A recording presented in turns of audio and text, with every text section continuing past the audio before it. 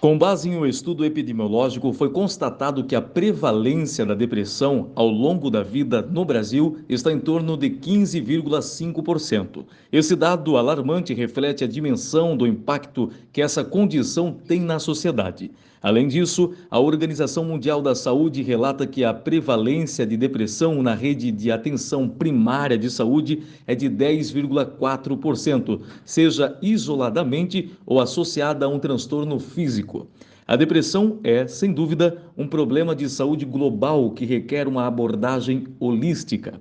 Para entender melhor esse tema complexo, o jornalismo da Rede Mar Azul teve a oportunidade de conversar com a psicóloga Keisiane da Rosa, que explica algumas condições sobre o transtorno.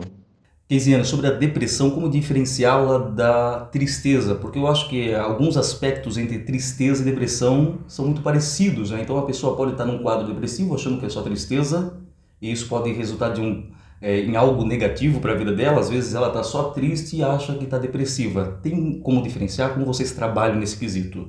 Sim, William. Então, muita gente confunde sim o comportamento entre a tristeza e a depressão. São duas coisas também bem distintas.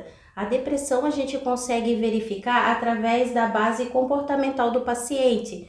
Então, o que acontece? A depressão ela vai ter uma estadia, um tempo maior, né? Esse comportamento de isolamento, de tristeza, ela vai ser maior do que um período de tristeza. Por exemplo, eu tenho uma situação em que eu fiquei triste, ele é momentâneo, ele é pontual, ele vai passar. A depressão não, ela é estendida durante um percurso de muitos dias e até meses. Diante dessa situação, eu sei que é uma pergunta que abrange muita coisa, mas nós teríamos algumas principais causas para a depressão. É uma situação pós-traumática, é um ambiente que nós vivemos, é a sociedade em geral. Tenho a chance de já nascer depressivo? É um fator genético ou não?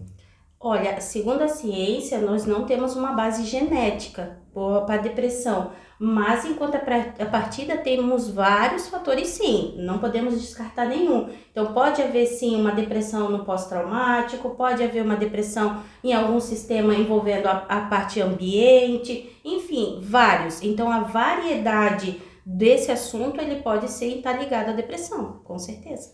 Sobre ela estar, né, alguém está sofrendo de depressão, tem algum fator de pessoa para pessoa, mulher, homem, tem a maior facilidade de ter a depressão, grupos demográficos de região para região, país para país, tem essa questão também? Isso, essa pergunta é muito importante, porque o fator ele é relevante no sentido cultural, sim. Então, de região para região, né? Cidade para cidade também pode intervir. Mas sobre o aspecto de grupo também. Hoje eu, enquanto profissional da área, eu atendo muito as mulheres nesse requisito de episódios depressivos. Mas também a gente leva em consideração que o homem ele é mais restrito a pedir esse auxílio ao profissional, ao solicitar, né, esse auxílio. Então, o homem já é um pouco mais restrito, a mulher já não. A mulher já tem uma facilidade mais de procurar ajuda quando ela está sobre um quadro depressivo. Isso é importante porque a gente pode pegar pelo princípio, as mulheres têm maior quadro de depressão em mulheres, mas Sim. aquilo que não é procurado, aquilo que não é buscado, a gente não sabe. Então a gente fica em cima de Exatamente. que mulheres têm mais depressão do que homem, porque a mulher naturalmente ela procura isso não só na questão psicológica, mas na medicina. Os homens geralmente só vão procurar o hospital, o médico ali no quando estão realmente mal, né? A saúde do homem em si, né, é um pouco mais fragilizada nesse sentido, porque o homem, ele evita buscar esse acesso. Ele às vezes até sabe, mas ele tem uma resistência. Já a mulher não, ela tem um pouco mais de facilidade, ela busca o recurso o profissional em si, de modo geral. Como é diagnosticado a depressão? Quais critérios você, como profissional, uma psicóloga, vai utilizar para poder chegar ali no diagnóstico que o seu paciente está depressivo? Então, no primeiro momento, o paciente ele vem até a clínica, a gente elabora o plano terapêutico desse paciente para verificar as causas, os efeitos, todo o paciente num todo, para verificar. Tudo isso envolve aplicação de testes, né, instrumentos científicos, tudo. Finalizamos todo esse processo, a gente chega, né, no âmbito da causalidade dessa depressão, se ela existe ou não fragmentada no paciente. Chegamos ao diagnóstico. Como você vai fazer o tratamento? A depressão ela pode ser revertida ou é algo que a pessoa vai ter ao longo da vida? Não, ela pode ser revertida sim. Então, por exemplo, se eu tenho um quadro depressivo nesse momento, eu tenho auxílio, o tratamento correto, com os profissionais corretos, médico, né? A medicação em si, todo o processo, eu consigo sim fazer a parte de superação dessa estadia do quadro depressivo. Tem pacientes que é um pouco mais dificultoso devido ao quê? A causalidade. Então, a gente precisa entender qual é a causa, né? Para daí tratar o processo.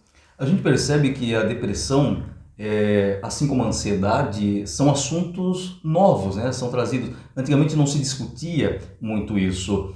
Então, quando não se discute aquilo, que nem aquela questão de homens e mulheres, homens parecem ter menos porque procuram menos, vai ter menos registros também.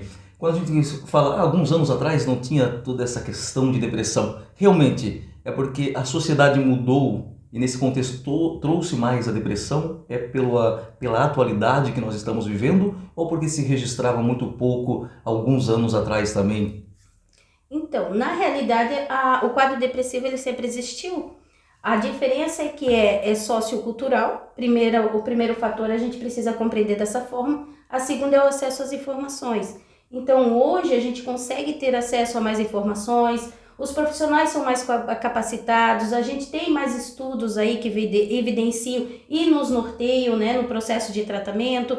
Então, não é uma coisa que, hoje tem mais do que antigamente. Não, antigamente existia, mas a gente não tinha a visibilidade que a gente tem hoje. Então, nos quadros familiares antigos, quem é que não teve aquele familiar que dizia assim, mas ele é tão quieto, ele tá sempre tristonho, ele não quer sair, ele não tem uma perspectiva de vida, ele não consegue trabalhar ou não dura muito tempo no trabalho. Então, são questões que, se hoje a gente for olhar, caracterizariam ali um quadro depressivo no momento que precisaria de auxílio.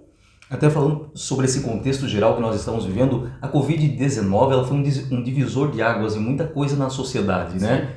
Para a depressão, também foi a Covid, aquela sensação de morte, aquela sensação de ter de ficar preso, de perder um pouco da liberdade, mas principalmente a questão porque a gente lidou muito com a morte no sentido em massa, né? Se não era os nossos parentes, tinha esse risco, a minha mãe, o meu marido, a minha esposa, enfim, trouxe mais quadros depressivos para a sociedade? Sim, com certeza. Porque daí entendemos de que forma, né, William? Olha só, primeiro, de repente, eu não posso nada. Além de eu não poder fazer nada, eu tenho a ameaça do processo vida. Eu posso morrer a qualquer momento, o meu familiar, o meu ente querido, enfim. Nesse processo todo, eu também já estou sobre uma ansiedade, porque eu não sei o que vai acontecer. Ninguém sabia de fato que rumos estávamos andando. E de repente tu se deparar com esse cenário, automaticamente as tuas emoções vão para onde, né? Elas se mistificam dentro de si. Então eu tenho a depressão, eu tenho a ansiedade, eu tenho a angústia. É todo um misto de emoções naquele momento, naquele cenário, que hoje a gente traz para a atualidade. Então sim, o quadro de depressão aumentou muito depois da Covid. Uma vez que eu sei que um familiar, um amigo meu, minha namorada, meu namorado, está com sintomas de depressão, como eu posso ser uma rede de apoio, como que eu posso ajudar uma pessoa depressiva? Então, o primeiro momento é primordial que ele busque auxílio a um profissional. Então, você é o cônjuge, você é a pessoa mais próxima, oriente que será melhor para ele, da forma de qualidade de vida. Então, eu preciso ser a ponte de acesso aos demais serviços qualificados. Porque o profissional ele vai estar do outro lado da ponte, fazendo todas as articulações dentro da base científica, para que ele venha ter qualidade de vida e melhora do quadro. Então, eu, enquanto próximo, como rede de apoio, eu preciso garantir essa estadia, que ele possa fazer essa travessia com segurança. Então, eu vou buscar um profissional, vou pesquisar, vou ver, é um médico, primeira coisa, precisamos passar pelo médico, eu não tenho condições no momento de ter um especialista da área, onde eu moro não tem problema. A UBS está disponível, tem o médico da família, acesse também esse serviço público, o SUS disponibiliza muitos profissionais qualificados. Então, assim, profissionais não falta. O que eu preciso é saber para onde eu vou. Gesine, muito obrigado pelas informações, por responder as nossas perguntas, por sempre atender o jornalismo da Rede Mar Azul e principalmente orientar os nossos ouvintes quanto a um assunto tão atual e importante, né, aqui para a nossa região.